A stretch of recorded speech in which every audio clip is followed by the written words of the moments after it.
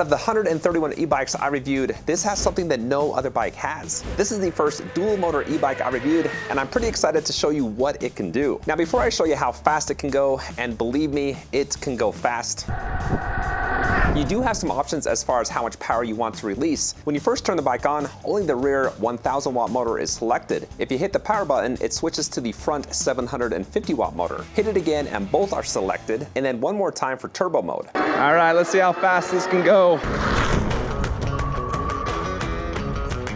36, come on, 37. Let's get 38.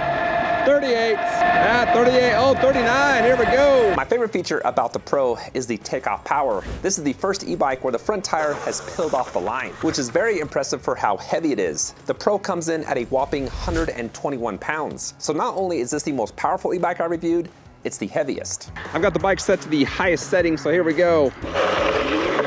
Oh man, that wheel. That's about 7-8 feet of pure skidding power and delights. There's 22, 24, 25, and it just keeps on going. There's 30. That's 30 miles an hour in less than a block. That is pretty awesome. Now that I've shown you how it performs on flat terrain, let's see how it can tackle some hills. That's the hill over there. That is over a 26% grade. It's very short, maybe a third of a block, but again, it's very steep. My battery's showing 55%, so half battery. I've got both motors turned on max. I'm gonna hit it with some momentum for this first run. This is just straight throttle. So here we go, starts to climb now. Oh geez, this is kicking butt. Slowing down, but coming up to the top at 9 miles an hour. Woo! Okay, let me turn around, do that again without any momentum. Okay, so this is already at a 6 to 7% grade. Here we go. Front wheels peeling out. Oh man, you gotta love dual motor e-bikes. This is awesome. Oh, down to 7. The front wheel is actually spinning out a little bit. Oh man, hit 4 for a second, but it is crawling its way to the top, and that's it. What type of brakes do you put on something this fast and this heavy? The answer to that, of course, is a 180 millimeter hydraulic disc with aluminum alloy levers that do have motor cutoff. Right side controls the rear, left side the front. For light braking, you do get a little bit of squealing, a little squeaking. I'm going 30 miles an hour, here we go. Wow, big old long skid mark. The back wheel did fishtail a little bit, so not the most control, but it was smooth.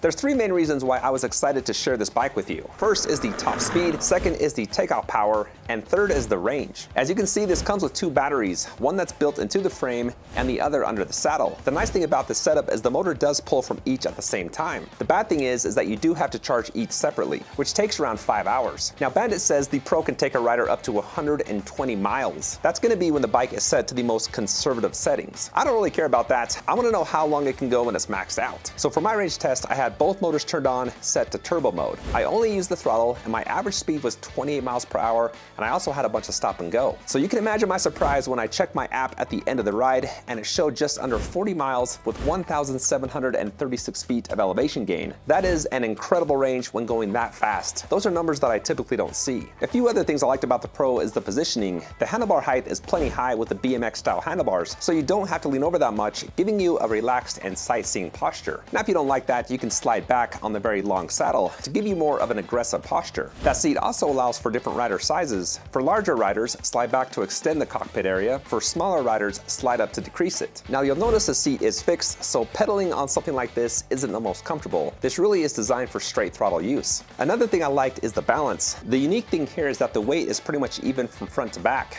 Most standard bikes have all the weight towards the back with the motor, making the back end heavy while the front is light. This has 2 motors and 2 batteries, which gives a nice even spread of the weight and an even nicer balanced ride. The last thing I want to talk about as far as ride is how well this handles. It allows you to just rip around corners. And with that longer seat, you can scoot back further to get down more, which will then lower your center of gravity, which does help to corner even faster. Moped style bikes are my favorite type of bike for that reason.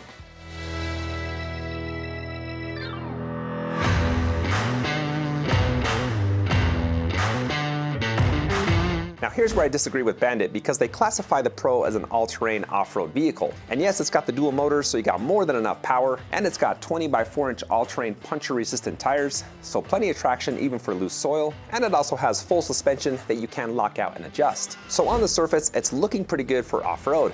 But when you actually take it out there, hit some bumps and rocks, it is pretty dang bumpy. In my experience, you gotta have some pretty beefy suspension, especially for heavy bikes. And I felt like this just didn't have it. Now you do have to look at the price when judging suspension, and for around $2,000, it's not that bad. But it needs to be better for me to feel comfortable taking this off-road for any length of time. I would suggest a nice hardpack or well-traveled dirt road. Overall, what is most impressive about the Pro is what you get for the price. This costs the same as other mid-range fat bikes, yet you get 2 motors and full suspension.